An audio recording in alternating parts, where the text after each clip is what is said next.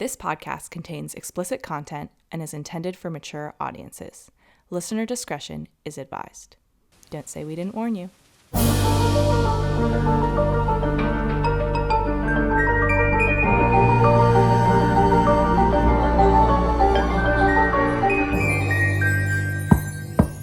Hi, my name is Madison.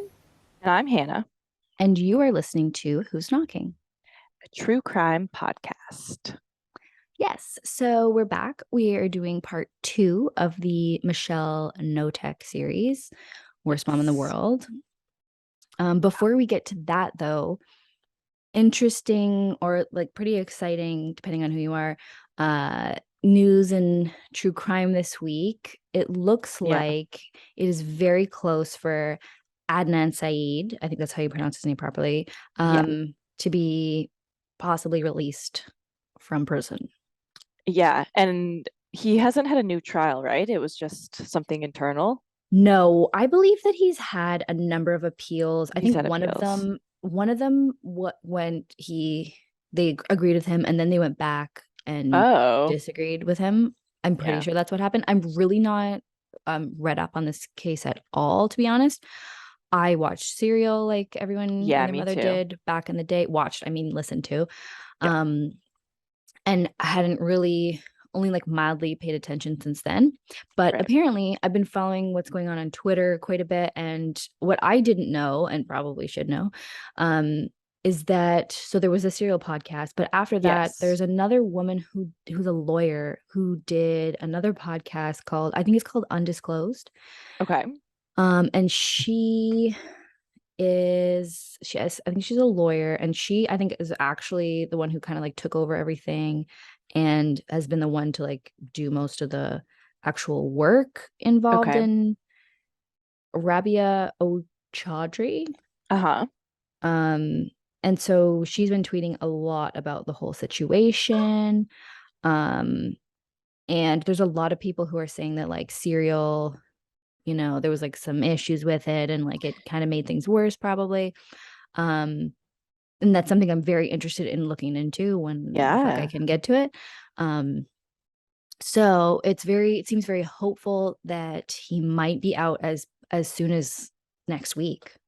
Really? I didn't know that. I guess we're recording this on a Sunday, but this is coming out on a Thursday. So it's like possible that he's out now. That's pretty crazy. So do you think he's innocent? Do you have an opinion? Yeah, I think he's innocent. Oh, okay. For sure. That's really good then. That's exciting that he's getting out. Yeah, I've never heard of anybody thinking that he was not innocent. Okay. I think just like Reddit, but maybe some actual people. Of course, there are some people. I just haven't run into them. Yeah, that's true. He's my cocktail. Because Serial was very much in his favor. Yeah, and I think I don't know what the criticisms of the Serial podcast are, because it seems like there are plenty of them that I'm reading about on Twitter, but Twitter's not the real world, so I don't know. Right. If anybody knows, let me know. I'm gonna look into it. It's just I'm been trying to do a million things. But yeah, it seems pretty exciting. I mean, I think the way that I feel about these are they innocent, are they not situations, I think for the most part, like if there's like invested lawyers like doing pro bono work and multiple podcasts, like I think I err on the side of believing their innocence, especially because I know this to be true, that there are a lot of people in prison who are innocent, and for like so many experts to be getting in on a case that they have claimed to have looked through very thoroughly and made decisions to like put their face out there to say, I think this person is innocent. I just think like there's got to be a lot of people doing a lot of things wrong or like really not paying attention for it to be the opposite. Whereas I think the state gets things wrong all the time and they don't have to, like, nobody sees consequences for that. Yeah, like this isn't happening for Jeffrey McDonald. No, exactly. Nobody's trying to break him out. So no, but like the West Memphis 3, I think Making a Murderer, there seems to be quite a bit of controversy there. Like, I've heard that. Staircase guy, a lot of people. Oh yeah. Stuff like that. But there's like And at the same time, like, I don't like to be one of those people who's like, if everybody thinks one thing, then it must be true. Like, that's not what I'm saying at all. I'm saying, like, specifically experts who are like volunteering their time, lawyers who are like putting in hours and hours and hours of work. Like, they have to be pretty sure about something before they do that. Yeah, You know what I mean? definitely. Not to say that then they still could be wrong for sure, but I err on the side of believing that versus thinking that this the courts got it right. Yeah. Yeah. Especially because it was one of those things where, at least from what I remember from Serial, there was definitely some reasonable doubt that he was involved. Oh, for sure. So, But if you go by just Serial, it's like, yeah, 1,000% he's an innocent person. I right. also just like, I put like, I think juries are so fickle. Like, there's, you never know what's going to happen with the jury. And like, Yeah. just because a jury of 12 people think that somebody's guilty, to me, that's like very little indication that that is necessarily the truth. Right. These are just random people. Yeah, for sure. And So there's so many times where, like, people have been wrongfully convicted or let go. So it's yeah, not like there's it never just, happens. I think there's so many wrongfully convicted people in prison. That's pretty crazy. It's very sad. It's very Yeah. upsetting. I've been actually looking into like quite a few cases recently. I found the Innocence Project website. I put it on my newsletter, Grim Weekly, if you don't know what it is. And like Adnan has been in prison for, I think, 20 years, or it's Yeah. something Something like around it. 20 years, which is Yeah. like, can you imagine? Yeah. That's So crazy. that's like more than 2/3 of my life and your life. Yeah. It's horrible. You can't get that back. I know. I I know. already think I'm gonna like be dead by 30. So A year like, from now. yeah, I'm not yet 29, so I still have like a year and a couple months. There you go. Anyway, let's get into the story. So you're here for part two. Part one, I'll give a little generous recap. You're Oh, thank you. welcome. Thank you. So last week we talked about Michelle Knotek. We talked about her upbringing. She was a very fucked up little child. She became a very fucked up young lady. She Yeah. became a very fucked up mother. So when she had kids, she started abusing them, and like she would just be constantly on, like, I feel like I'm the type of person, I get annoyed very easily, and like I always have to check myself because I'm like, I have little kids. Like, you got to be, you can't treat little kids like they're adults. You got to be, Yes. you know what I mean, in that sense.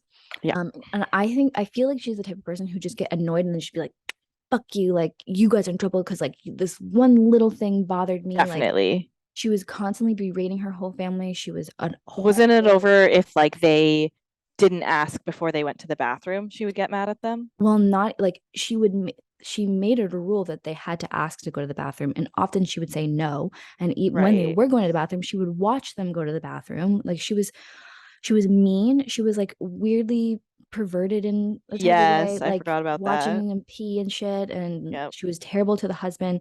And so it kind of all came to the point where she then took in this house guest named Kathy that we talked about.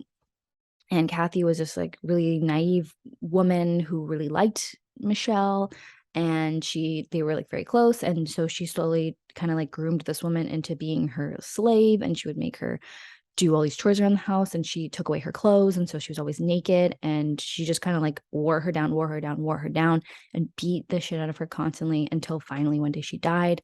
And then she Crazy. made Dave and Shane, the cousin who lived with them, who she treated like garbage, get rid of the body. Yeah, that's really And fucked up. that's pretty much where we ended things. The rest of the other girls are like, they kind of know what's going on, but like they've definitely you can see a lot of like the defense mechanisms that go on with these girls, where they like just make up a story and are like, she's gone, and that's how they like survive, right? That's how they're Right. able to like not freak out daily. Right. So we'll see how it goes from here. Okay. Okay, so after the guys got rid of the body, Michelle went over the story with the family. She told them that if anybody found out that they would go to jail, the parents and everybody else, and the youngest daughter would go to foster care. So everyone had better keep quiet to keep from that from happening. She Right. said that she told them that Kathy committed suicide and they didn't want her family to know. And all the kids knew this wasn't true, but they didn't dare question her, obviously. Um, and like they kind of just like tried to take that as the truth so that they could not freak out. Yeah. So Michelle knew that Shane was the weak link. Well, she decided that he was. And in front of the whole family, Michelle told them that if anyone found out, they would blame it on Shane. Wow. So he knew things were not safe for him. Yeah. So after Kathy's death, Michelle was relentless with the whole family. She was constantly quizzing them on their story, making sure that everybody Oh was my on the God. same page. She was constantly like, okay, what was Kathy's boyfriend's name? Where did she go? Blah, blah, blah. Like Wow. all the shit. She had Nikki So go and, she must have been paranoid too then that she was gonna get caught. oh, she was so paranoid. Yeah. Absolutely. She had Nikki, Nikki is the oldest daughter, go and spy on the neighbors to make sure they didn't know anything. There were some neighbors across the street, and she would make her go like hide underneath their um their porch and like listen to them for hours Oh to my see if God. they were saying anything, and they had no clue about anything. Okay. That's crazy how the next door neighbors could just not know what's going on in that house. Yeah, and I think so they were living at the time. So from the beginning of the story to now, they had moved. So they had moved to a house that was like a bit more secluded and had a lot more land, and they had some Right. animals and stuff. Okay. So it's not like they were living in like a Toronto neighborhood where like people are Right. right next to each other. There's definitely some space, but yeah. So then she called Kathy's mother and invited her over against Dave's suggestions. She was like, I'm gonna call her. Dave's like, why would you do that? And she's like, no, I'm gonna do it anyway. So she called Kathy's mother and invited her over, like just to see if she would. And Kathy's mother was not interested because she and Kathy were not speaking pretty much. Oh, okay. The whole family had pretty much disowned Kathy at this point. So That's so sad. yeah, it's horrible. Wow. But her plan to like see if the mother would actually come or not worked out. Mm. She was really just testing to see if she was happy to find out that Kathy's mother didn't care about her, thus would not come looking for her. So fucked up. Michelle also kept going on and on to Dave about how worried she was that Shane would say something. Dave kept insisting that he didn't think so, but Michelle wouldn't stop. She absolutely was convinced that Shane would tell, and she wasn't wrong. Wow. One day, Shane pulled Nikki aside and showed I her mean, fuck this. it. Like he should tell. Oh, everyone should tell. That's Yeah. the right thing to do. Yeah. So It's he just that pulls. he like they're too afraid, obviously. Like, yeah. Yes, all of these people have like this is their mother who's like raised them since they were children. They like Yeah. still love her in a Yeah. weird way. Right. And you'll see like this is you'll see, right? Because I'm sure she's cool sometimes, right? Yeah, they say like she could be really fun. She Yeah, of could be course, of really course. nice when she wanted Yeah. to be. And that's why it's so um like That's how they get you. that's how she has them under control. Yep, Like definitely. the husband, like from all that I've said so far, you'd think that he hated her. There's these notes that they had that were like he wrote notes to her and he's like, I love you so much, you mean everything to me, blah blah blah. Wow. Like he is just like the most pathetic loser of a man who like she just like berates him, takes everything from him, and still he's like Right. a puppy. Like it's so weird. I, Yeah. I like I really just cannot relate to that mindset. I'm sure like there is a science to all this, like all this Yeah. domestic abuse and everything. I'm not saying I'm not saying anything, I'm not judging in any way, but it's really it's crazy to see. Yeah. That's really crazy. I mean, realistically, like it speaks to definitely her ability to manipulate, but also she probably knows how to pick on like she knows how to pick on the people that are going to be the most vulnerable to her. So Exactly. She like knows how he to probably had choose. a yeah, like he probably had a lot of things in his past that led up to him coming to that point, I would assume. And then like she probably caught him when he was already really down. It's not that hard. Like if you have somebody who already feels like like if they don't have like I'm assuming Dave was probably not like amazing at getting tons of women in his life. Like he It's probably already didn't feel it's that great weird. about his like potential, he he had in the book it's described that like he comes from, I think he was in the Navy, I don't remember which one. And like he went, did his like Navy stint, and he came back to like, mind you, like the small town, and like was pretty like desirable. He was like in shape, he was a nice guy. But Kathy was also like, she was a very attractive woman. There was a lot of guys after her. He Yeah, thought but that she was too good for him. yeah, And I think like she very, very strongly manipulated him off the top. Remember, definitely. she introduced him to her two daughters that he really liked. I think he also had this type of like weak personality that like, I think there's like even his daughters after the fact, they're like, one of them said that he could have been a really good husband to Yeah, he somebody. seems cool. Like I mean, other But than all like the shit he she does, but remember just like she told him that he cares had about the kids cancer. and I yeah, think he's the type of person to like just go with things and like really, really avoid conflict, maybe yeah, to like a really extreme level sure, yeah, where it's like, and then he got into this situation where like he's giving her his paycheck every week. Like he literally has nothing. Like yeah. it's very extreme. Well, everything about this is pretty extreme. Yeah. But like he Like seemed there's a to lot of be lower levels of this going around, but she takes it to the extreme in extreme. every single aspect. Like a lot of people, I'm sure, can really relate to like minor amounts of this type of abuse or like Hmm. toxic relationships, but this is really extreme. It's like unbelievable Yeah, how extreme it yeah, is. it is unbelievable. Like she literally abused a woman to death. And Hannah, it gets worse. There's more Oh, I'm people. sure. I'm sure. Yeah. Why wouldn't it? So, okay, so as I said, she thinks that Shane's going to tell on her. So one day, Shane pulled Nikki aside, and like Shane and Nikki were very close, and he showed her this teddy bear that he had stuffed some Polaroids in, and this Polaroids were of Kathy looking like she was nearly dead. Wow. I don't know who took the Polaroids. Yeah, where'd they get a Polaroid camera too? I think it may have been Kathy because she was constantly taking pictures. She Okay. takes a lot of photos. Like there's photos all over their house, and Wait, you she's mean like, Michelle? yes, sorry, I keep getting Kathy and Michelle mixed up, but I think Okay. it could have been Michelle, or it could Right. have been that I she, saw a picture of those photos. If you haven't seen it, go look at it because it is weird.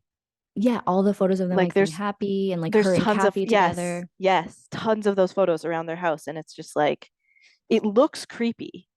Now that you know, right? But Yeah, it well, just yeah, looks like a that's true. regular happy I think it's friends like if you didn't excessive know. even for a regular family, like the way that they had it. Well, yeah, they said like she overdid it, and clearly because she was Yeah. trying to look like she had a big happy family. Oh my God. But anyway, so he has this Polaroid of her. It's Okay. evidence of her like dying, basically. That's really scary. And so he showed it to Nikki. Nikki at the time, she wanted her parents to be arrested for what they did, but she was Fair. also very terrified of that scenario because Yeah. Michelle had told her over and over and over again that if anything happened, all the kids would go into foster care and it would Right. be the end of their family, and like it Yeah. would be so tragic, blah Oh, blah yeah, yeah, blah. yeah. Her youngest sister is only 2 years old. And it's like So you never know if people are going to actually be charged for the crimes they commit. And then it's like, what if she, what if you tell on her, they arrest her, and then she gets let go? How mad is she going to be then? Like exactly. that is enough to like not, you know what I mean? Yes, that Like and I, that is the fear that these kids have. right, like they probably have very little trust in authority because why would they? Like no authorities ever helped them out. They have like no one's protecting them, right? So Precisely. it's like it's really hard, like it's really easy to think from an outside perspective like it would be easy to tell, but like I get why they did it. And I No. get why Shane is trying to kind of like cover up that it's him, like trying to get the photos out Oh, for sure. Because as opposed to telling he's had like somebody. less time in the home. It's not his biological mother. He's not as Yeah. like attached to her as the others are. So it's easier for him. But he also like Yep. he did like Yep. her and call her mom and everything. Yeah, I mean. So the really shitty part about this is that Nikki told on Shane. She told her mom. That's shitty. Because wasn't Nikki the one that knew how to kind of like stay in the good books? No, that was the other one. Oh, Nikki is the older one who gets the worst treatment, and she was so really why do close you with think she Shane did? because she was scared. Yeah. And she said she regretted it immediately because as soon as she told her mom, she's like, I saw the look in her eyes and I knew I should not have done that. Oh Um, God. and yeah, I think she probably lives with this regret to this day because the next day, Michelle announced that she had found a bloody pair of underwear hidden away in the back house. It's called the pump house, what they have in their backyard. Okay. It's like almost like it's like nearly a farm that they live on. So I'm gonna keep calling it the pump house because that's what they called it. And so she said that Shane had put them there and that they were Tori's, who's the youngest daughter, and that Shane had been sexually abusing her. Obviously, Wow. this was a lie. Yeah. Nobody thought it was the truth. But Dave did go with her on this and beat Shane pretty terribly for it. The next day, Michelle announced to the family that Shane had run away and that he'd gone to Alaska to work on a fishing boat How would she know where he went if he ran away? because she said that he left a note that said, Oh, I love you, mom, for Michelle, which nobody ever saw, and that he also left to her a homemade birdhouse, okay. which didn't make any sense to anybody because Shane constantly went on and on about how much he hated Michelle to the girls. Yeah, like that doesn't make any Plus, sense. another very suspicious aspect of this was that usually, whenever anyone ran away, whether it was Kathy or Shane or one of the girls, which happened quite often, So sad. Michelle would have gotten everyone in the car and gone looking for hours and hours, Right. hunting them down until they were found. She She's always found them. deranged. Suspiciously, Michelle only had the Didn't girls give a out fuck. looking for maybe an hour. Oh, well, And I mean, at least she got up off her ass to do that. yes, and she was also very weirdly calm about the whole thing and seemed to accept the fact that Shane ran away, even though she'd been going on and on about how he was the weak link and he was going to tell. If he had really run away, she would be freaking out, Oh, God. which she was not. Right. In the coming weeks, Michelle claimed to have received calls from Shane and heard that he had moved to Alaska and was enjoying himself. Also, a few weeks later, Michelle took the girls on a little weekend getaway to a motel just because. Hmm. Now, Nikki and Sammy knew that things were bad, but they tried to believe that Kathy had actually run off with her boyfriend and that Shane had run away because it was way better than thinking that about the truth. The Yeah. truth was that Shane was dead. Right. After hearing about the Polaroids, Michelle was on Dave constantly, telling him that he had to do something about Shane. She was absolutely relentless to him. Finally, Dave gave in. He took Shane out back to the pump house and shot him in the back of the head. And then Wow. Dave disposed of Shane's body in the same way that he had Kathy's. Really makes you question Dave. Yes, and that is a huge aspect of this case. Some people, Yeah. I think I said it in the last episode, but some people take this case as like the couple killers because Right. like technically Dave did a lot of that type of stuff. Wow. But we'll get to later, how certain people feel about this whole situation. Yeah. No, I Um, mean, like, I know Dave was in a really bad place, like worse than I can ever imagine. So, Dave murdered like, Shane. they're essentially in a cult, and like, I know, like, I mean, you can choose to believe what you do, but people in cults will say, like, I can't believe I did those things. Like, I would never, that's not me. And like, to an extent, that's probably psychologically what's going on here. But yeah, it really does not make Dave look like a good guy. No, and I definitely believe like if Shane had never met Michelle, like he would never have killed anybody. He would have never laid a finger on anybody. He was not a violent man. Right. But you also can't go around being that weak of a person that Yeah, you're he's like killing a people. Carla kind of vibe. Yeah, but I think Dave is Carla. Carla was worse because Carla did it with a smile on her face. Yeah, that's Dave true. Dave didn't very clearly did not want to do any of this. Right. I think that's Okay. clear. I wasn't sure. So That's what I got out of the book, and that's that's, it's good. all I based mean, on that's people's good, I recollections. guess. Yeah. But anyway, well, It's we can better get to think that not everybody is as sadistic as Michelle. definitely not. Definitely Michelle is like something is wrong with that woman, and Dave Yeah. is just it's weakness, which is not a Yeah, good weakness can be very dangerous.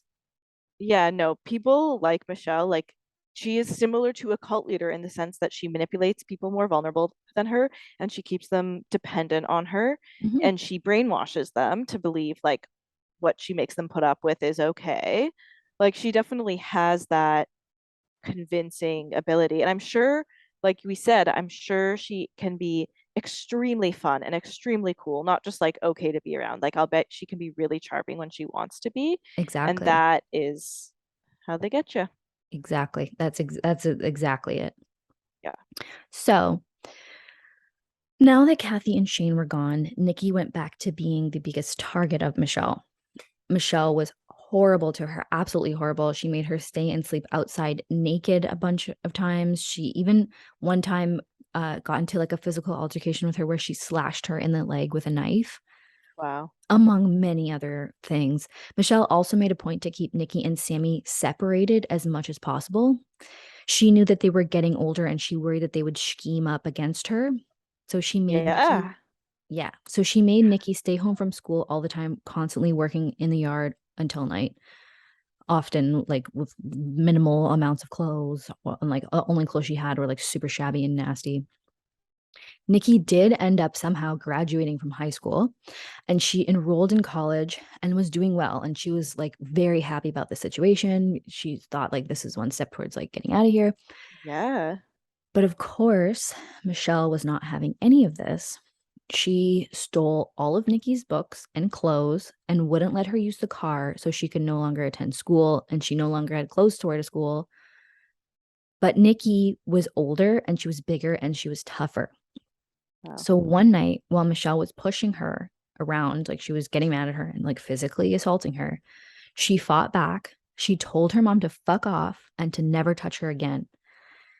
The next day, Michelle gave her $50 and put her on a Greyhound bus to go visit her aunt, who was Dave's sister, who she had never met before, who lived in British Columbia. Oh, Nikki was, shout out Canada. yeah, they're like kind of in the Washington Washington State. area, Yeah. so it's like very close to Yes, BC. yes. Um, and Nikki was super scared to be out on her own because she'd never been out on her own. Remember, she's like also like like um like very attached to her family, even though they're horrible or Michelle is horrible. But when she got out there, she loved it. It was great. She stayed out there for over a month and then she came back to Washington. She didn't go back to the family home, but instead she stayed with Dave in a tent near his work site where he lived 5 days a week Right. because he worked like 5 hours away. Yes. There, she got to spend a bunch of time with Dave, which was something she'd never done because he was always working. She realized at this point, this is where she learned that Dave was just a huge pathetic loser. He was very weak and he just let Michelle completely dominate his life. She never really knew that part about him. Like, she didn't really understand Interesting. why it was that her dad would do everything that her mom say. Like, that was just Right. how She she didn't know grew the up. dynamic. Exactly. And at that point, she started to feel really sorry for him because he just worked Oh, tirelessly all day. He didn't get to keep a penny of his paycheck. It all went right to Michelle. Like, he was clearly like not well. Like right. a big thing that a lot of people do, like a way to torture people is to like keep them awake all the time. This Yeah, man, that's really bad. this man like never slept. That's awful. Yeah, Like and you're probably easy to manipulate in that state too.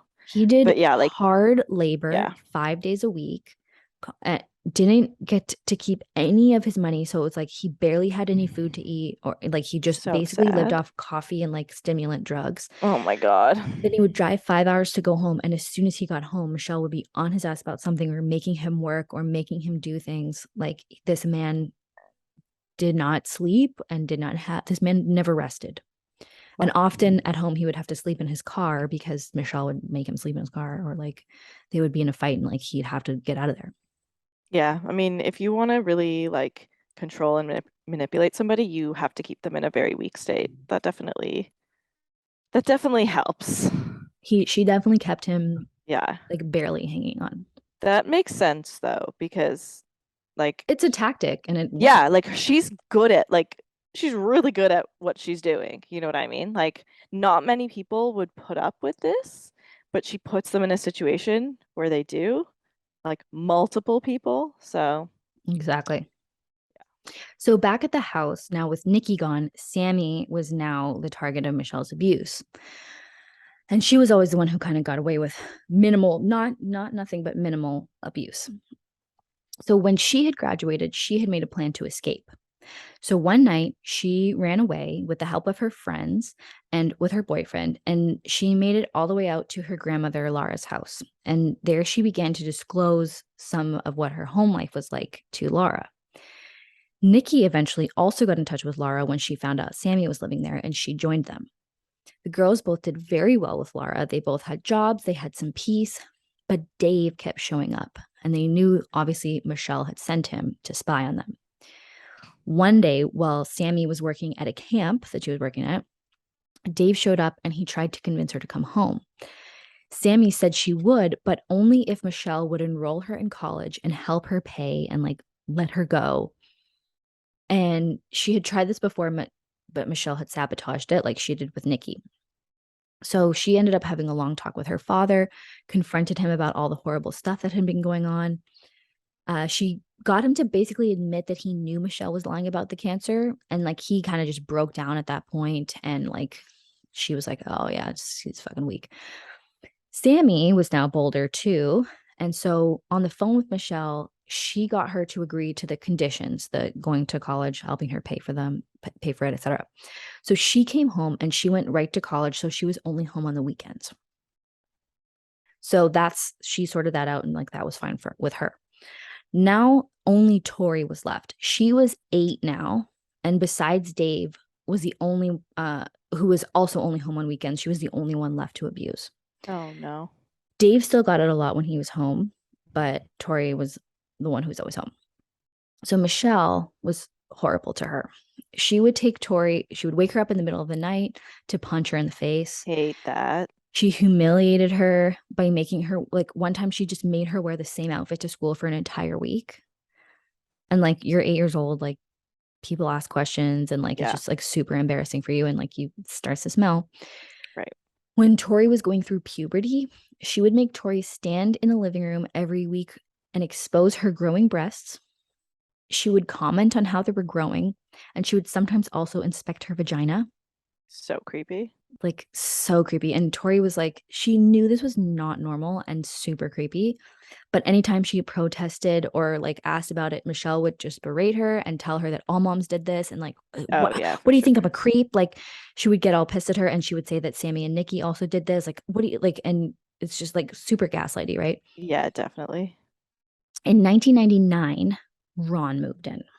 So Oh, Ron Woodworth and Michelle had met when Michelle finally got herself a job working for the Olympic Area Agency on Aging, which was a governmental agency that helped old people age in place type scenario, like social outreach program.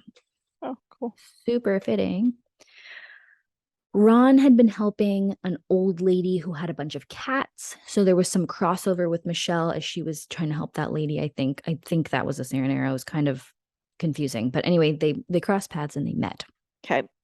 Ron was he's like in his 50s. He was a gay man who had just separated from his longtime boyfriend, Gary, and he was not doing very well. He was he was in his like 50s. He was living in a shabby trailer. He had a bunch of cats and he was in quite a bit of debt. Michelle, ever the loving woman that she was, offered her new friend a room in her home in exchange for some help around the house. Oh no. Also, did he bring the cats? No, no, he was not allowed to bring his cats. And it became an Imagine there's just a bunch of cats in the house now. no. And I mean, it probably wouldn't end well for them, so I read this better. about Michelle after I did all my research, but I apparently like everyone said that she was like super nice to all the animals they had. I don't even know what animals they had, but she was like, So fucked and up. she'd be like, oh my God, I'm like, why would anyone ever abuse a dog? But like just abuse the shit out of her family. That's really fucked up. That's pretty crazy. Like that speaks a lot to her level of being a psychopath because a lot of people who are abusive, like low-key abusive, like not on this level obviously, but people who are abusive, like it's because they're out of control. Like usually it was like their parents were out of control who abused them and then they'd lose control and it's like not them being like I'm gonna abuse you, but I won't abuse you. Usually they'll pretty much abuse anyone if they get close enough to them. Whereas Michelle is able to specifically be nice to animals and not like maybe she did lose control around them and we just don't know. But like if she could hold it together and be nice to the animals at all times, like that's really fucked up. And we will see there's one like possible scenario where she may have done something to an animal, but we don't know. Like I'd be Um, shocked if she had never done like if it was like she does all of this to the people, but she does nothing to animals. Like I that would be like for the really, most really part, she fucked had up. multiple animals, and there's no instances of abuse to any of them. And even with her own kids, like she's way, way, way nicer to Sammy and a huge B to Nikki. Like That's true, that's but still, fucked. it's not like nothing for It's not Sammy. nothing, no. It's still because that's the thing. It's like that could be the percentage of time where she's like she logically could be like, okay, Sammy, you're the favorite. I'm gonna be nice to you, but still lose control sometimes. Or she might be like, Sammy, you're the favorite, but like I don't want you to think you can like get out of this, so I'll still like do a bit. But Yeah, yeah, if it was the loose control thing, then like kind of makes sense. But yeah. So Ron was this like kind of older, like eccentric guy. He had a ponytail. He was really into like ancient Egypt and like he wore all this jewelry that's and cool. stuff. Like he was like a cool guy with like a personality and like a like things he's into, But type he of thing. wasn't in a good place in life, No, and he was that not. emotional vulnerability is, Yeah, he had just come out of a long-term relationship. He definitely had issues with his family, which oh we'll get yeah. into a little bit. So definitely huge target on his back Oh, for Michelle. So nice she and brings isolated, just the way she likes them. exactly. She brings Ron over. Tori started to get really close with Ron. He had occasionally babysat her before because like Michelle had like gotten close with him and then invited him over. So Tori really liked him. He was like pretty fascinating and cool to talk to, and he was really nice to her, especially, all the adults in her life are not fucking good at all. Right. So Dave was fine to have Ron move in. Michelle made sure to emphasize that Ron was gay, so not to worry. Although Dave definitely would have welcomed Michelle to have an affair. At that point, he was really only sticking around for Tori and was living for the hope that he could leave once Tori was out of the house. Wow. Um, so Ron moved in and things went in a very predictable way, Oh given the no. whole Kathy situation. Michelle was very nice to him for the first week. She set him up in Sammy's old room. It had a bed and a nightstand and a set of drawers. They joked with each other and had fun all the time at dinner. And then all of a sudden, things changed. Crazy. Michelle began to get upset with Ron over very small things. She would accuse him of being rude to her and call him a fag and tell him to stay away from Tori. And then she began to give him a bunch of pills. Oh no. Tori asked about the pills, and Michelle told her that they were sleeping pills to calm him down. Michelle started to take things away from Ron. First, it was his furniture, and then his room. Then he had to sleep on the floor in the living room. Yep. She started making him request permission to use the bathroom, which Tori also had to do, of course. And usually, when he asked, she said no. So he had to go outside. And then at night, he took to peeing in empty bottles, like Tori would do as well, because they wouldn't dare wake her up to ask her. But Ron, unlike Tori, was not good at hiding or disposing of these bottles. So Michelle would often find them, and it gave her another excuse to punish Ron severely. And like she would tell him, like, no, you can't go to the bathroom in the house. So he'd have to go to the bathroom outside. And then she'd be like, Ron's shitting outside. Dave, can you believe that? We had like this is not acceptable behavior. You have to beat him. Like it was this huge cycle where she would like Yeah. make him do things and then punish him for it. Like it's just sick. It's yeah, for sure. So now Ron spent his days doing yard work all day, the yard work that Nikki had been forced to do in his underwear. So now Michelle, as we recalled, was employed at the Olympic Area Agency on Aging. And not surprisingly, she was a horrible employee. Yeah. She was so lazy, she didn't get things done, she was very hostile, and she lied about everything. She was talked to a number of times, and every time someone gave her constructive criticism, she was defensive and nasty. She eventually was fired. She did not take that well. And because of Ron's association with Michelle, he was no longer allowed near the agency in any capacity. So there's Oh. yet another lifeline that he could have had severed. Yeah. Then Michelle went for his family. She took over communication with Ron's mom, who was blaming him for not taking care of her and for leaving her with all of his cats. Michelle That's had pretty annoying. It is like they had some like issues beforehand, and No, then yeah, of you'll course they did. see Otherwise, he'd be getting help you'll from her. you'll see Michelle come and insert herself. Yeah. She talked on the phone with Ron's mom a lot, as well as with Ron's brother Jeff, and she just fully got herself involved. She started taking the mother's name is Catherine. She started taking her to doctor's appointments, buying her things, all the while completely trashing Ron to her, lying about him. She would tell Catherine that Ron was saying all these things about her. She Wow. told the mom that he had enough money to pay his rent for his trailer, but simply chose not to and didn't want to help his mom.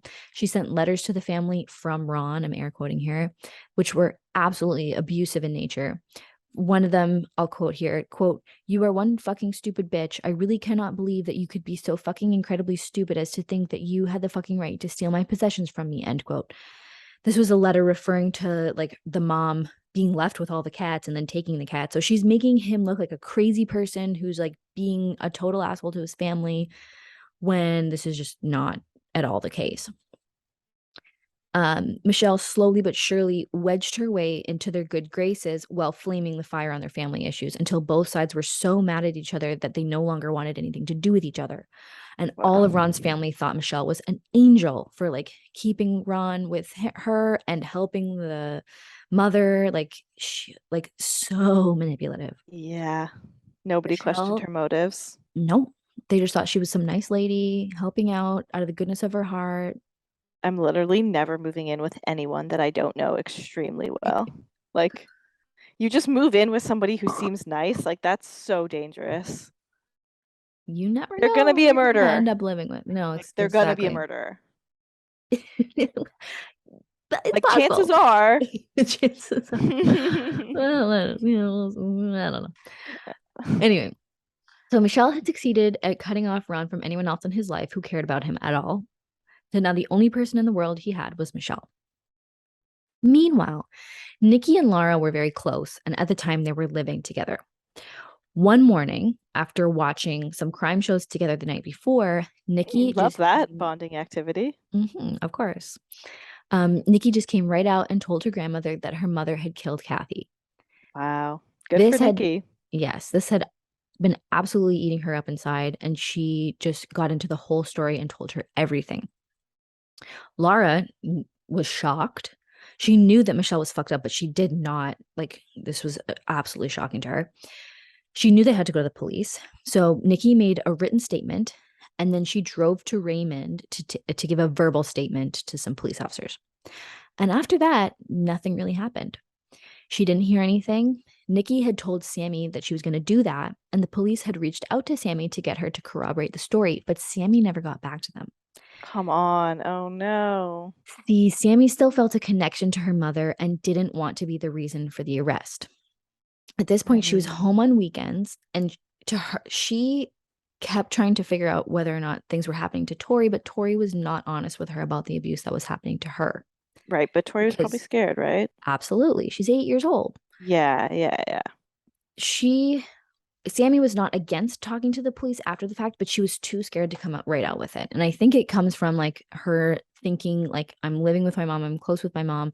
If I go to the police and the police find out that I've been or like she finds out that the police that I've been talking with the police, like this going to be hell. Yes. And it would be. Yes. Um so Sammy was home on weekends and she was living in fear that the police would come for Michelle because she knew that the police had been talked to. When she asked about Ron, Michelle told her that she wanted him to move out and to get a job, but he wanted to stay and help out. Michelle made it seem like she couldn't get rid of Ron. Meanwhile, he'd been slaving away every day in the backyard in his underwear as Michelle confiscated all of his clothing and she like beat him constantly and made Dave beat him and she just outright was abusing him. So things go on like this. Now we're at the point where Tori is 12 and she has been seeing all this stuff go on with Ron and she's horrified at her mother's treatment of Ron. She didn't think she could tell her dad because she knew that he would side with Michelle and tell her that Tori had told him. Like she was afraid that the dad would rat her out. Right. Once she made a comment to Michelle and asked why she had to be so hard on Ron, and the punishment for that was this. She called Tori down to the living room where she and Ron were. She said, Ron has something to tell you, Tori. So Ron looked at her and told Tori that he didn't love her anymore, which was very sad because she was really close with Ron and really liked Ron in like a platonic, not creepy way. Yeah. Um, like she was calling him Uncle Ron at this point and was like he was the Aw. only ally she had in the home. I mean, he seems like a nice guy. Yeah. So Tori obviously knew that he didn't mean this and that Michelle made him Right. say that, but she knew like for Ron's own sake that it would not be safe for her to like continue speaking and interacting with him in front of Michelle. Yeah. This was the same situation as with Nikki and Sammy. Michelle saw their closeness and knew that they had to be separated because she didn't want them to like gang up on her. Yeah. So Tori knew that, yeah, she couldn't talk to Ron. Otherwise, they would risk both being punished. So everyone knew that Michelle was having another house guest, that Michelle having another house guest was not a good idea. But Sammy was only home once in a while. She could tell by his slow but obvious deterioration that Mm. this could definitely be another Kathy situation. But every time she asked Tori how things were going, Tori would lie and say things were fine because she was too scared to tell the truth. Dave absolutely knew, but he was too weak to say anything. Right. So Ron was just continued to be abused. And I think too with Tori, like Tori got less abuse when Ron was there, just like the girls got less abuse when Kathy was there. Yeah, So it's another piece of the puzzle. for sure. Ron tried to run away a number of times, but we know Michelle. She hunted him down every time, finding him cowering in the woods or hiding in a random place, trying to look as small as possible. Eventually, he stopped trying to run away altogether. Things with Ron went the same way as things with Kathy. Constant abuse. Dave would come home every once in a while, and Michelle would convince him that Ron had done something terrible and then make Dave punish him. Poor Tori was now the last remaining child. She hated to see her mom abuse Ron, but every time she tried to say anything, it just made things worse for him. One day, Michelle found a little bottle of Ron's urine. Of course, it's not an unusual situation. She'd found it before, but when Michelle found it, trigger, this is disgusting. She made him drink it, It's pretty gross, yeah. whole thing, and he did. And Tori saw the whole thing, and she says it haunts her to this day. That just really, I really don't like that.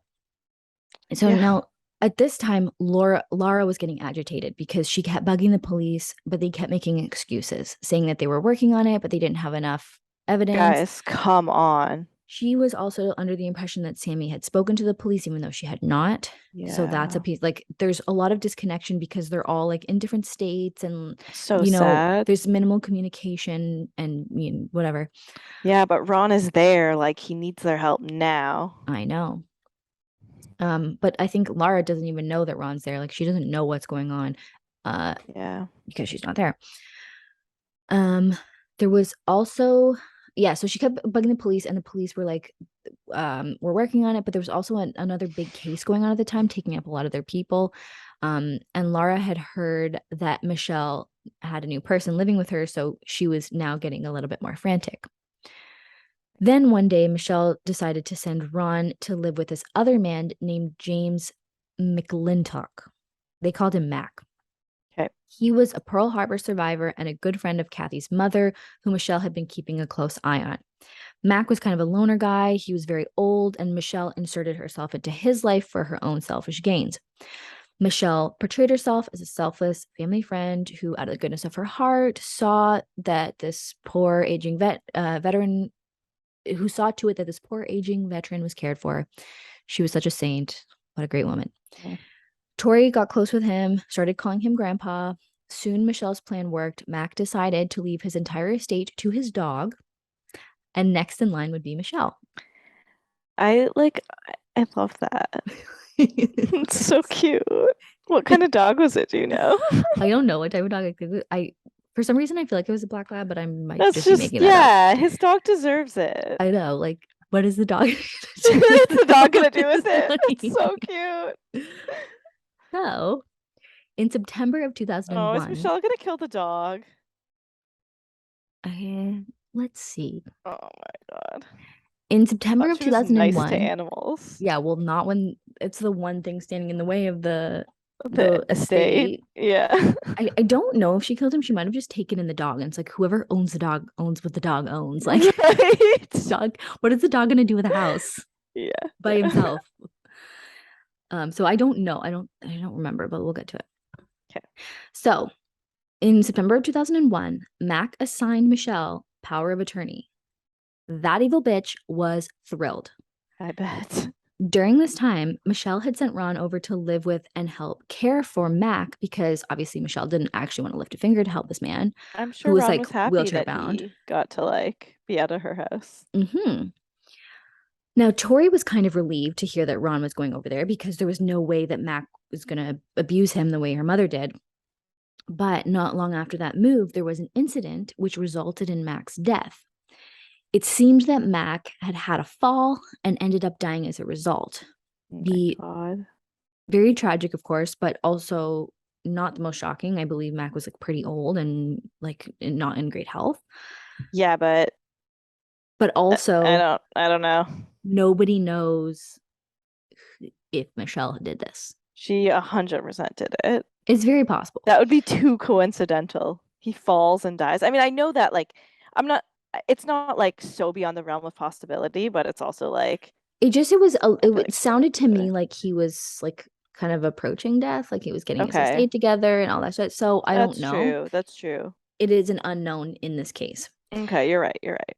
Um, but I think it's very possible that Michelle did it. Yeah. Absolutely possible. But this was amazing for Michelle. She inherited about $5,000 plus the house, which was worth $140,000. Super excited because they were in a pretty huge amount of debt because of Michelle's behavior and spending habits. Right. But when Ron returned home, instead of Michelle being nice because she just made a bunch of money and got exactly what she wanted again, she was somehow even worse to Ron.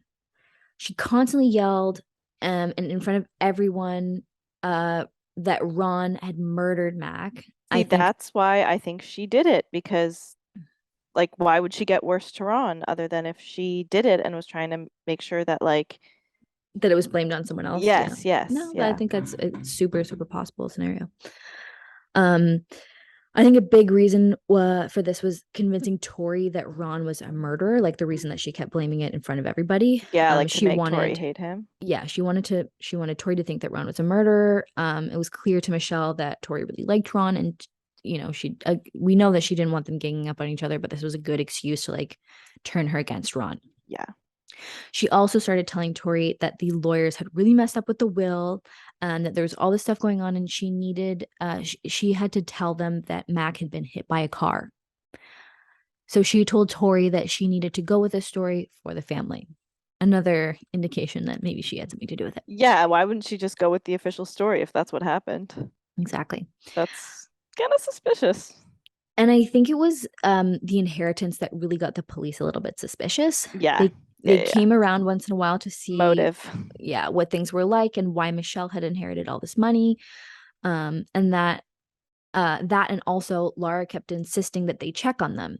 She was very worried about Tori, even though she had been told through Nikki, who had heard through Sammy, who was told by Tori that the mom wasn't that bad to her. That, of course, was a lie. Right. Tori didn't want to rock any boats, and she feared that talking about the abuse would only make it worse for her and Yeah. for poor Ron. But all the police activity was making Michelle super nervous. Good. She put the fear of God into Ron by constantly blaming him for Mac's death. She made it clear that if there was even a whiff of suspicion on her, Ron would absolutely take the fall. The fear of prison loomed over Ron all the time. She was also worried about Kathy. The police had come around asking about her, so she started quizzing Sammy constantly about the story, the boyfriend that they were saying that Kathy had run off, his name, his job, where they were going. She made sure to convince Sammy with everything that she had that if they didn't stick to the story, the family would be destroyed and Tori would end up in foster care. And it would all be Sammy's fault if she told. Poor Sammy still had the most love for her mother of all of them. She still sadly hung on to the hope that maybe one day things would change and her mother would stop being so awful and abusive. Like she literally apparently believed that.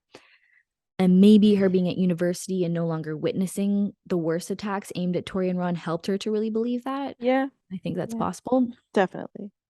And like I think her just like asking, I think her asking Tori, like I think she knew that it's very possible that Tori's lying, but like every time she lied, she's like, okay, like that's great. Like she was just abusive to me and Nikki, but she's not going to be abusive to Tori. Like Yeah. she's a baby. Like she's younger than me, you know? Like it's very easy to like convince yourself of these things if you really, really, really want them to be true. Yeah. So, also, just so we're aware, Tori didn't remember Kathy at all. She was a toddler when everything happened, so she was actually unaware that Kathy was even dead. Right. So one day, Michelle received a piece of typewritten mail. It was written anonymously, and it was by somebody claiming to know what they did to Kathy. I don't know who sent this. My guess would be Lara, but I'm not sure. Yeah. It never said in the book. It must be one of them because not that many people know, Yeah, right? it would have to be someone who knew and somebody who like wanted to stir things up. Now, this sent Michelle off the rails. She called Sammy to see what she knew. She scrutinized the letter to no end. She began to take all of her rage out on Ron. Oh. Ron was deteriorating the same way Kathy had. He was bloodied and bruised. His feet were a mess from working outside all day with no shoes on gravel. She made him wash with scalding hot water and bleach, which So evil. literally caused his skin to burn off even Yeah. further. It was torturous hell for Ron. She would do things like she would start berating him. He would be doing something up on a ladder and she would like be like, jump off the ladder and make him like fall and whack himself. She would make him stand there and hit himself super hard. Like it was like very bad physical abuse, but also like with an added bit of like mental abuse where like it was him hurting himself, Oh, yeah. just like really fucked up shit. It's crazy. Yeah. Like And I've it's never like heard of anything like this. his feet were literally like rotting off. I bet. Yeah. It was horrible. Yeah. So it got to the point that Ron could no longer walk on his horribly disfigured feet. Tori urged her mother to take him to the hospital, And but also, by the way, Madison, what pills was she giving him? Do you know? we don't know. We remember there was pills that they found. Ooh, I forget what it was that the kids found in the last Was it one Prozac? It that they wasn't were Prozac. giving. No. Yes, I think it was Prozac that they were giving to Kathy. But these Okay. ones, Tori didn't know. This is all from Tori's perspective. She just saw her mom giving him pills and Yeah. she didn't know Because what she they was were. probably doing something to really weaken him to start. Absolutely. Yeah, yeah, yeah. Or like mentally Mhm. incapacitate him somehow. The pills are a big factor in like how she gets them to like numb Yeah. down and like Yeah. just obey, right? Um, so yeah, so Tori wanted him to go to the hospital. Um, but she told Tori that she was taking Ron to Mac's empty house and she would check on him daily, and then there he could get some rest and he would get better. The next day, when Tori got up, Michelle informed her that he had gone to Mac's, and she told Tori that if anyone ever asked, Ron had left and gone to Tacoma. Tori understood that this was a lie, but she agreed and pretended that she bought into it. All of a sudden, one day, Michelle told Tori that she was allowing her to go visit her sister Sammy in Seattle, where she'd just gotten a job teaching. Super exciting for Tori because she'd never been allowed to visit before. Of course, there was an ulterior motive. Ron was dead, and Michelle had to get rid of his body. Wow. Michelle had called Dave at his place of work and told him to come home as soon as possible. Dave didn't have to ask why, he knew. Michelle claimed that Ron had been outside during a major heat wave and had somehow died of overheating. After she found his, I'm air quoting all this, after she found Hmm. his dead body, she dragged him to the shed out back or the pump house, dressed him up in clothes that she never let him wear in real life, and stuffed him inside the deep freeze. Do So, you know what she did to him? Like how she killed him for how real? she killed him, I think he ended up, Like he just died on his own. I think that that's the I case. mean, it sounds very possible and I likely. think he was in just a very, very, very bad condition. Oh She yeah. brought him over, or I don't even know if she ended up bringing him over to Mac's house. I think that she might have like found him dead Yeah, when, literally. and then hid him, sent Yeah, Tori it's away. possible. No, it's possible because if he's like he could die of a bacterial infection easily, you know. Like he could Exactly. just have died without her like, you know, doing the final thing, right? It's clear he died of abuse by her. Yes. Yeah. But nobody else witnessed his murder except her or his Yeah. death. So we don't know. And her story to Dave was that like he was out in the heat and he overheated and died. Yeah. So then Tori's out visiting with Sammy. Tori was finally able to admit to her sister that her mother was in fact abusing her. Sammy asked her about all the things that had been done to her and Nikki. Like, did Michelle, did mom do this? Did mom do that? And everything she asked had been happening to Tori. She also told Sammy that she thought Ron might be dead. Sammy was beside herself. She had tried so hard to believe that her mother wasn't doing any of the stuff to her younger sister, but now her deepest fears were confirmed, and it was a lot to take in. Yeah. Sammy called Nikki to alert her, and they decided that they would go to the police. Nikki was not super hopeful, as the police so far had not been helpful at all, but this time, with Sammy, their statement was much stronger.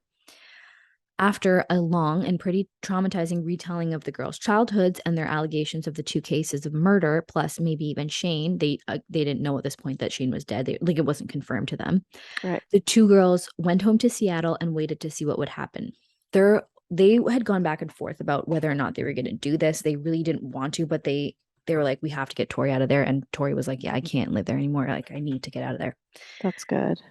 So a day or so later, CPS, Child Protective Services, came and took Tori. Oh, Michelle was flabbergasted. thank God, because sometimes like it does not work out that way. And Mhm, yeah. exactly. Um, Tori had prepared for this. She had found some of Ron's stuff and hid it somewhere. And like as CPS was taking her away, she's like, go look over here and find some of his stuff. She left little notes in Good for her her. stuff to be like, please don't wreck my stuff. I want it. Like when Oh, the police came in and stuff, um, so Michelle was like, could not understand why this was happening. She called Nikki and Sammy both, and they both said that they had no idea what was going on. Meanwhile, Tori was telling the authorities about she's like, I told them about 10% of the bad things that happened to her because she was still so afraid that if things didn't work out, she would be sent back to her mother. But even the like 10% of bad stuff, the CPS was like, holy shit, you're not going yeah. back to that woman. Good, good. Nothing happened for a while besides Tori being being like taken over by foster care. So nothing happened for a while, but then Dave went to the sheriff's office. He was frustrated because he couldn't locate Tori within CPS and he wanted to bring her some stuff and like go see her. But while he was at the sheriff's office, they ended up sitting him down for an interview without an attorney present. And Dave slowly but surely ended up confessing to the murders of Kathy, Ron, and Shane. Well, yeah, good thing he's a weak link. Exactly. He made them all seem like accidents and not Michelle's fault at all. Oh, wow. But knowing what all the girls said, the detective saw right through. And after that, Michelle was arrested as well.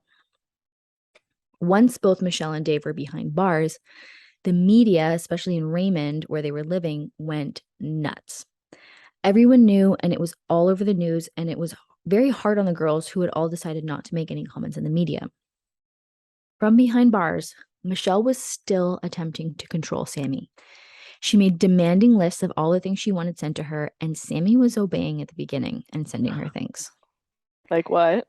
like bathrobes and Oh my food and God. shit. Yeah. But like Okay. that is how much control she had over this girl. She's in prison Yes. and she's sending her rudely lists of things that she Yeah, wants. and she hasn't even been living with her in a while. No. Like she's still got that much control. It's really, really deep rooted. And that's what happens when your parent is the Yeah, yeah, abuser, yeah, right? for sure.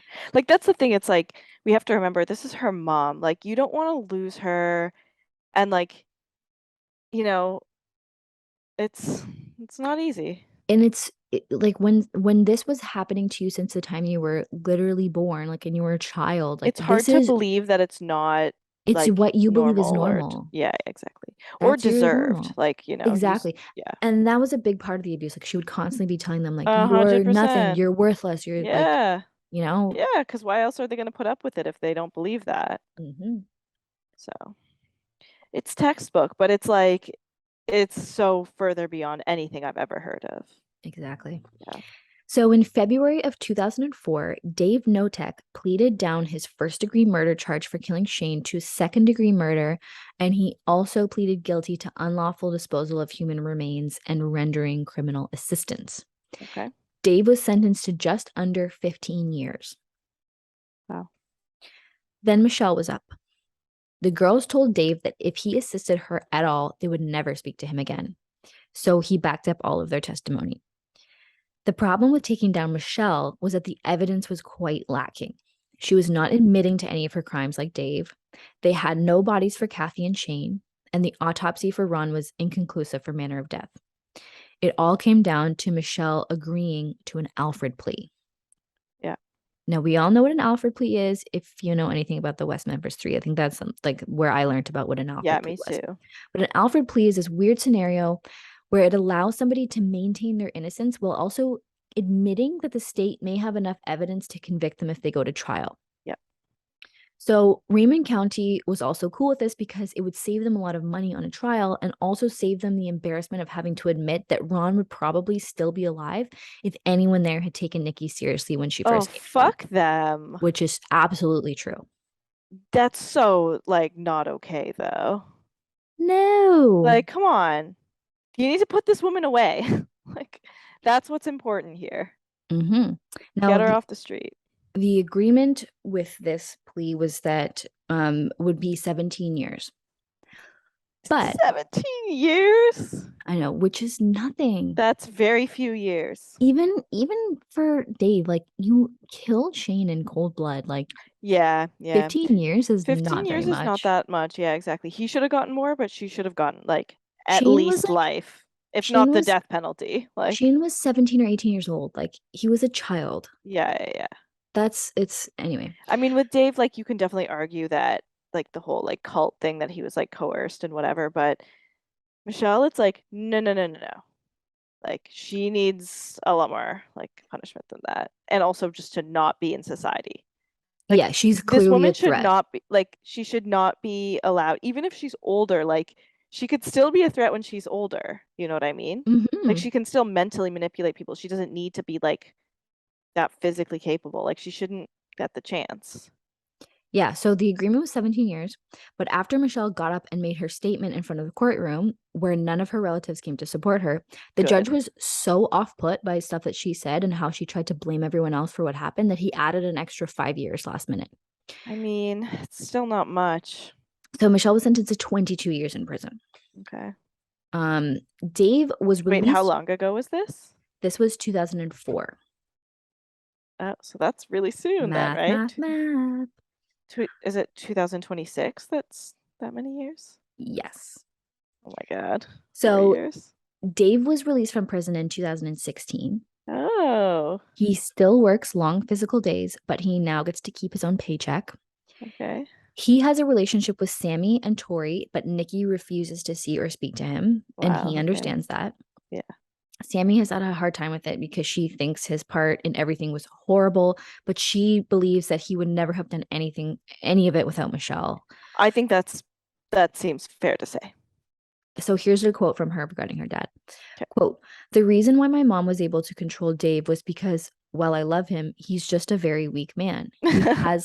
He has no backbone. He could have gone happily married and been an amazing husband to somebody because he really would have been, but instead he just got his life ruined too. End quote. Yeah, sounds pretty accurate. Tori and Nikki both do not speak to their mother, but Sammy keeps in contact with her, or at least did for a time. Michelle um, was up for parole this year, and she Ugh, maintained her innocence and said that she really didn't understand what an Alfred plea was when she agreed to it. And she also says that she has cancer again. stop it. So she was up for parole in June of this year, but was denied. Thank fucking God. Oh my God. Imagine she gets out. Well, she's gonna get out in 4 years. And yes, she's due to get out in 4 years. And all of like Um, all the kids have been interviewed, and they're actually terrified for when their mother is to get out. They're like if she could just come to our door and like what would we do? that's so scary. What would they do?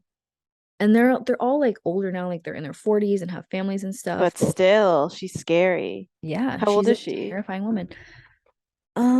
Let me see. How I old mean, would she be honestly, like for them, today? like I'm sure they are dealing with post-traumatic stress disorder to this day. Like Absolutely. They're I all really in hope that they've, therapy. yeah, like I really hope that they've gotten everything they need to pass, like to move through that trauma and whatever. Like I really hope it's not the case, but like I would not be surprised if they were still deeply terrified of their mom. Like why wouldn't they Okay, be?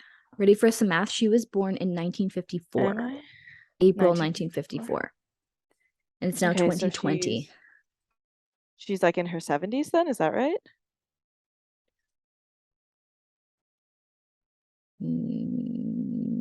Oh my God, I hate doing that. 54. I think that's right. 70s or like late 60s. Wait, doesn't it tell you when you look her up? Doesn't it tell you like her age? This is so sad that we have to do that. I said she's in her 70s. Okay, And if that's what I'm you're saying? wrong, I'll be sad. Either 70s or late 60s. Okay, she's 68. Yes, she is 68. That's yeah, that's good. Wow, I mean, okay, 4 years, so she'll be like 72. I mean, like she's less of a risk, I would say, to offend at that age, but still. Definitely, and especially because like people know who she is, and Yeah, I'm but all sure she has they'll to get do is restraining convince orders. one person she's changed enough to get them in a little bit, and she can do the same shit again. You Yeah, know what or I mean? move to another state and Yeah. find somebody And you that's know, never and heard of she's not her. that famous. No, I never heard of her. And also, like, like, how she operates. Like, she can do this again. this woman should never see the light of day again. No, like, this is She's evil. unsafe. Yeah. But that's the situation when I guess she they didn't hasn't have given enough any evidence. interviews then because she's maintaining innocence. Yeah, and I'd she love to yeah, like hear her speak and see like what her me too. what I her couldn't interview find like. any stuff like that. Did hear and did see like on like Reddit and stuff that there's like cellmates of hers had to like be moved because she was abusing them. Like That's so it's scary. like Can't she get so don't deeply people ingrained in get her. like longer prison sentences when they do shit like that? Like the guy who murdered, well, I guess he already was serving a life sentence, but the guy who murdered Rosh from the Anthill kids, he got convicted of another life sentence. Yeah, but I guess it like, depends on what she's doing and what can be proved. And a lot of the times in Yeah, prison, like there's a no snitching policy. right. Like Wow. she clearly hasn't killed anybody, but Yeah, yeah. and like Just like been she could be annoying. just like being really mentally manipulative too. God, I'm sure she is. I guess like it's so fitting that Dave confessed, but she didn't like that. Yeah, Makes complete sense. it does. And she is that psycho to just not, you know, Yeah, and like, yeah, it is I did read too that so this book called Don't Tell by if Dave you tell or Olson. whatever. Yeah, Um yeah, that's the book that I read that gave me most of the information because like the siblings, the kids had never done any interviews or anything, but it's said that they went to him and wanted him to write a book about their mother so that people could really understand what happened from that's their good. perspective before she got out. But also since the book, it's I was like looking at different comments on of like people's reviews of the book, and a lot of people really blame the kids and the sisters for like not telling on the mom before, and like Guys, especially come Nikki on. for telling about when Shane You told her about the can't Polaroid. like you can't really like unless you've been in that position, I which mean, nobody else has, like you people of can't the really internet, judge their choices. exactly. People of the internet like say all sorts of Yeah, shit. yeah, So yeah. like I don't put Fair. too much stock into it. I think most It's just people of the internet. It's not like anybody with no. legitimate. Yeah. No. And at the end of the book too, there's like a little chapter by like a psychiatrist who kind of explains their behavior, like Yeah. I mean, reasons why they acted the way they did, etc.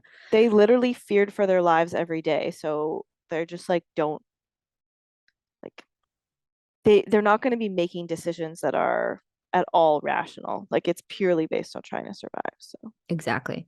I think most reasonable people don't blame the kids at all. I think that there's yeah, they're like a lot victims. of Like that's debate what it around is. Dave Yeah. for sure, and with I think good reason. I mean, Dave, he for sure was a victim, but as an adult, it's like, it's a little different. Like the vulnerability level of like child, like mom child relationship versus husband wife, it is different. Yeah, I just like Who knows though? Like I wonder like was she able it's to get the one kids thing. to turn on each other? Because she got Dave to turn on them. So like were the kids, you know what I mean? It's just like it's one thing Dave like being around and like seeing her No, he killed destroy Shane. people, but like he murdered Shane, Yeah, a literal child. yeah, And that is just no, it's yeah, not cool. really not cool. Yeah. I would definitely use those words to describe it. So I rated this a 9 out of 10. What do you think? Oh yeah, like it is. Yeah, absolutely. Yeah, it's I remember I think I stumbled upon this on like Twitter or something and like I like I don't remember what the title was, but I thought I found it kind of intriguing and then I looked into it and was like, "What the Yeah, this fuck?" is not well known. And it's one of those things too where it's like, this is like the worst monsters are real. Like that, she's like a monster. Like the way she treats people is just like not, it's like hard to even believe. And like living with that too. Like every day she lives with like seeing these people she tortures and she's like, gonna keep going. And then we'll just Like, be like super nice and pretend that she doesn't do that. yeah, yeah. Like And you look these people, like it's one thing to like be a mom and kind of like neglect your kids and like, like project your issues onto them or whatever and be like abusive a bit, but like to see the products of the abuse every day and just be like, yeah, I'm fine with this. I think it was Tori who described in at one point in the book and said that like she's like after seeing all this and whatever and experiencing it, it's like it was torturing other people and seeing other people be tortured that like made her happy. I was Totally. like, that's baby story. Um, like that's got to be some sort of like sadist Oh, for type sure. shit. She's one of the most sadistic people like I've heard of in a lot of ways. Yeah, Like but she's it's on the like level of so many because like a lot of these people they're gonna like torture somebody for like a limited amount of time and then murder them and dispose of them. And I guess that's like just like everything's equally bad at a certain point. Like this is all like top level of like as awful as you can be essentially. But like I feel like those people don't even like Jeffrey Dahmer, like any of these people, they don't prolong the suffering the way she does. Like it she's was just keeping like a these people, lifetime of suffering. yeah, until you die, but it takes years. Like she's like watching, like it's like not even like watching the life drain out of them in a moment of like control and power. It's like years of it, and just seeing them like, and causing them to so badly physically and mentally deteriorate. Like that's really like like I Yeah, don't have words for it. it's really yeah, exactly. It's hard to come up with words because every time I say a word like it was horrible, it's like it doesn't seem bad enough because it was just Yes. it's so sick. It's so It's depraved. so sick. Like yeah, like pretty much everyone we've talked about, like the person that she reminds me the most of is Ross from the Anthill Kids. Like in a different way, I guess, because he tortured them, but like I guess he had like so many people to torture that it wasn't like, you know what I mean? It was I mean, spread there out a was a little bit more. yeah, there was a few people that he treated as badly, but it was like, you know what I mean? Like it, yeah, it was spread out a bit more. So it kind of makes it seem like, okay, yeah, like a few people were murdered, a few people were treated badly, but I mean, I'm sure they were all treated horribly, but they weren't like walking. I don't think they were actually, maybe they were walking around with like open sores and wounds. Maybe they were. Kind of forget the Some of details. them. But Some yeah, of them he Rosh was treated really pretty bad bad. because like he just murdered like two babies. That was so That sad. was bad too. But yeah, like Michelle would probably murder a baby if like it was crying too much or something, Absolutely, right? I absolutely. mean, I she would kept not her put it babies past her. alive, I guess, but yeah, like that's who she reminds me of because it's just like purely sadistic and like I am the leader. You guys all have no say. You're not allowed to leave. Like obviously like she just preyed on her own family who literally cannot leave, but Rosh still like he moved them to the woods. He had all these people who were like kind of estranged from their families, but it's very very similar and I think their minds work in similar ways, although Rosh was like an alcoholic and he would get wasted and do this stuff and it sounds like Michelle was She purely didn't sober. drink apparently, Maybe she might be worse than him and but she he's ate a one of the lot of worst. O. Henry bars. Is that like I don't know, is that It was relevant? always like it was always described as her like sitting on the couch. She would like spend a whole day and she would stay up really, really late at night watching her soap operas and eating O. Henry bars.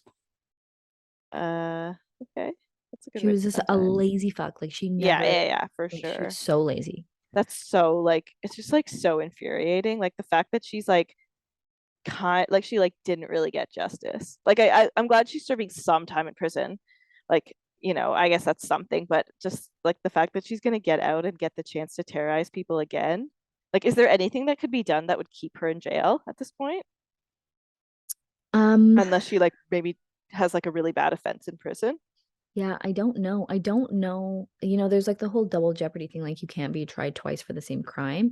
So, right? but she was technically wasn't tried, so I don't know if that counts. Yeah, if they could do a trial, if they could dig up some evidence or something. But I don't think they'll ever be able to find Kathy or Shane's remains because they were cremated and then thrown in the Yeah, ocean. Like you can't find that that's again. And the autopsy was already done on Ron. right. Yeah, the evidence isn't there. It's really fucked up. Yeah.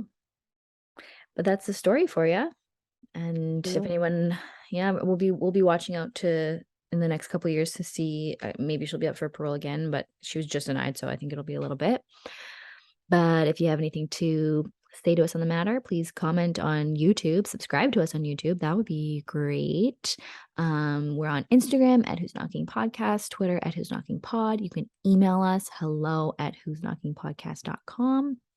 I also have a true crime newsletter. It's called Grim Weekly. And if you so feel that you'd like to receive it, go to grimweekly.com and you can sign up for free. And I think that's it. So stay safe out there because you never know. Who's knocking?